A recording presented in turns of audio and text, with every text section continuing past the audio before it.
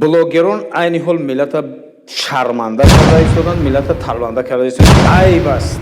Ман бовар дорам, агар ҳамин блогерҳо аз ҳамча сум кор накунанд, кор намекунанд.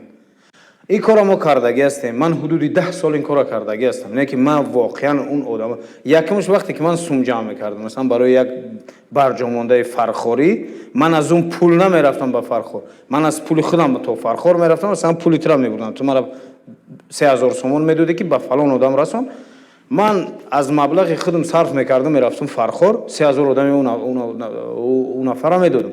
شما ببینید اگر همین برای بلاگران متاسفانه حرام خور اینا رو چی بگه چیزی که بگوی که ملت واقعا اگر مقامات اگر ما مبارزه بریم بلاگران بر ضد اون فیکانه برای اینکه اون ارزش ندارن بر ضد اینا باید مبارزه بریم.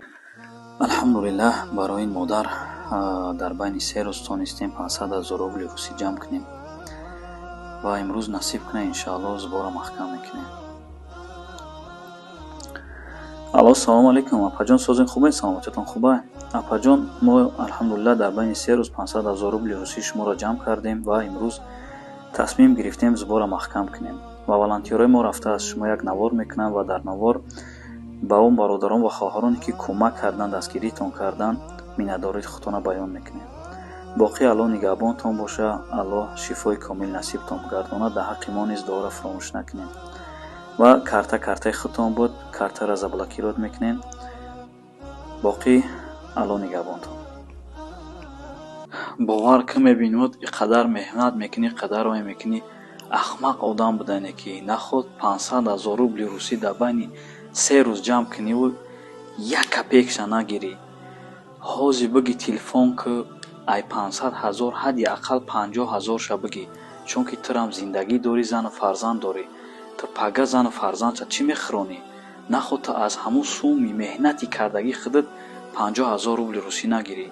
زنگ بزن حاضی بگی، چون که این حق حلالی خودتای، این چیزی هسته که برای خودت نصیبه، نصیبتای، نصیب خودتای، نصیب تا پیش پا نکن. این زندگی داری، تو زندگی تم میبری، چون که 3 روز 3 شبانه روز زدی 500,000 روبل روسی جمع کردی و 500,000 روبل روسی نخود تو یک کپیکش نگیری. حاضی بگی زنگ زن سوما 50,000 شا بگیرم بتیانت، چون که حقی خودتای و او را بگو که در مردم نگن.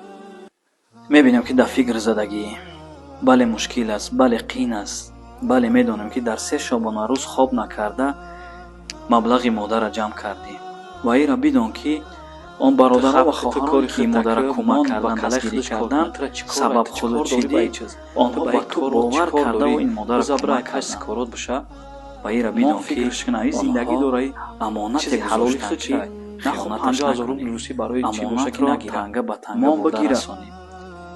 به همین خاطر خودت وکیل هستی و چون وکیل وظیفه دار است که هر مبلغی که از کجای باشد نباشد برای یک مادر، برای یک خواهر باشد، آنها را تنگه به تنگه باید برده رساند.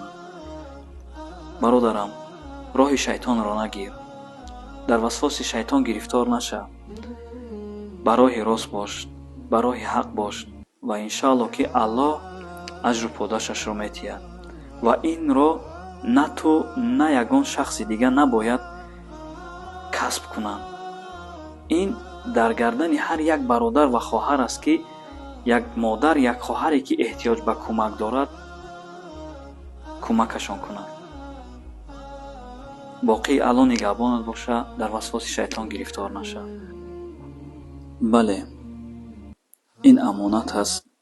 ассалому алайкум бародарон ва хоҳарони гиромӣ, чӣ хеле ки навора дидем, то қадри имкон хостум ба шумо бирасонам ки шайтон ҳама вақт кӯшиш мекунад ки як шахсият аз роҳи хуб ба роҳи бад бубарад, магар онҳое ки имони қавӣ дорану тарси аллоҳ дар дилшон ҳасту амоната хиёнат намекунанд.